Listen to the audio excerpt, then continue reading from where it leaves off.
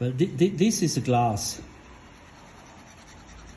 under the atomium microscope. Now we put a coating on it, so the coating enters into the capillaries. We call that capillaries. Of course, in reality, these holes, you don't see that, but this is how the coating is done. So it penetrates into the surface, into the PV panel. Now you put too much product on it. So if you have too much product, for example, then you have also here product. And this here makes the dirt film that you see on the PV panels after the coating. Then you see all the spots, that's this one.